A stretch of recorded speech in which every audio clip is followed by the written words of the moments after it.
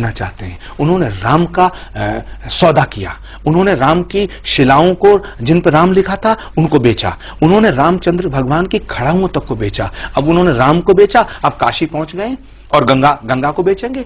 इतने दिन से 3 महीने होने को जा रहे हैं इस सरकार को। मैं बड़ी साफ दिल से कहना चाहता हूं कि काम एक रत्ती का नहीं हुआ है।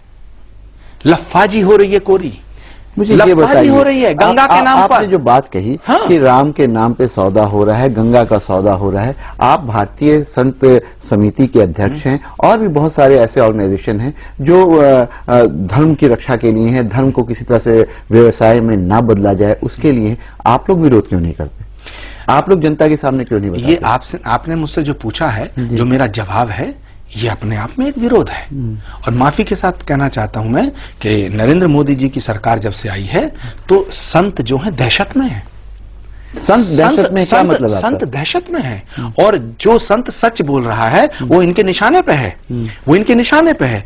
ये देश केवल, इसकी खूबसूरती पता क्या है? इसकी खूबसूरती ये है कि यहाँ मोहम्मद रफी गीत गाता है कि बड़ी देर भई नंदलाला तेरी राह तकें ब्रजवाला।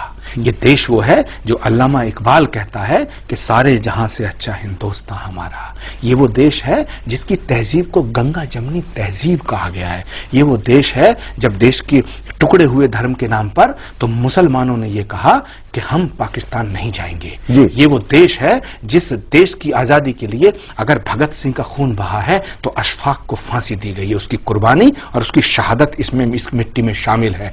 अशफाक उल्लाह खां से जब पूछा अंग्रेज ने कि तुम्हारी आखिरी ख्वाहिश क्या है, उसने कहा कि कुछ आरजू नहीं, गरारजू तो ये है, लाकर जरा सी रख दो खाके वतन कफन में।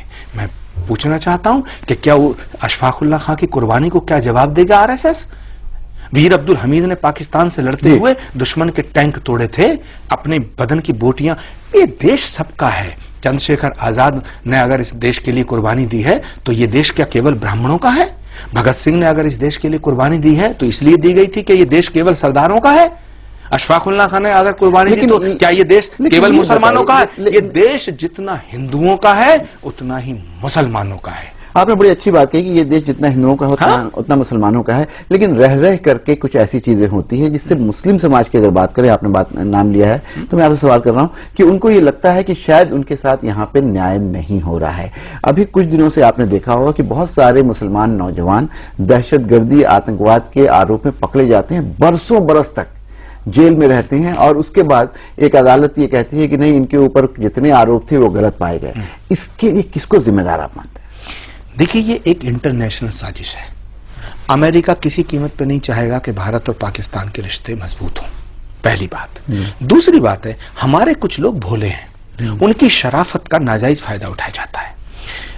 मिसाल के तौर पे इतिहास गवाह है, गांधी की हत्या किसी मुसलमान ने नहीं की।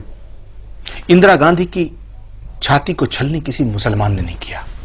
राजीव गांधी के टुकड़े किसी मुसलमान ने नहीं किए। बेअंत सिंह की हत्या किसी मुसलमान ने नहीं की। ललित माकन को किसी मुसलमान ने नहीं मारा। ये क्या है? ये क्या है? जहां तक सवाल है कि मुसलमान आतंकवादी हो रहे हैं, तो मुसलमानों के अंदर अगर जो इनोसेंसी है और उसका फायदा उठा करके वो एक इंटरनेशनल साजिश का शिकार हो रहे हैं। लेकिन मैं इस बात को मानने को तैयार नहीं हूं कि केवल मुसलमान आतंकवादी है। ये जितने नाम मैंने गिनाए हैं, तो ये क्या आतंकवाद नहीं था? तो क्या ये कह दिया जाए कि सारे सरदार आतंकवादी हो गए? क्या ये कह दिया जाए कि सारे नाथुराम गॉडसे ने अगर गांधी की हत्या की तो सारे उस कम्युनिटी को पूरा जिम्मेदार ठहराया जाए? आतंकवाद और अपराध कोई कम्युनिटी नहीं करती है, ये व्यक्ति इंडिविजुअल करता है। ये व्यक्ति करता है। लेकिन जो व्यक्ति करता है वो अगर मुसलमान है तो उसको सजा दी जाए, उसे आतंकवादी माना जाए। लेकिन अगर एक आदमी ने कोई गलत काम कर दिया है, गुनाह कर दिया है, तो सारे मुसलमानों को हम आतंकवादी मान लें? मैं ये दावे के साथ कहता हूं, जिम्मेदारी से कहता हूं कि इस्लाम आतंकवाद का नाम होता तो सारी दुनिया में इस्लाम नहीं फैलता, यजीदियत फैलती। इस्लाम मोहब्बत का, इबादत का, कुर्बत का, खिदमत का और इबादत का नाम है। ऐसे ही हिंदू धर्म दया का, शील का, क्षमा का, करुणा का, त्याग का नाम है, तपस्या का नाम है। आपने इतनी बढ़िया बात कही है, लेकिन ये बताइए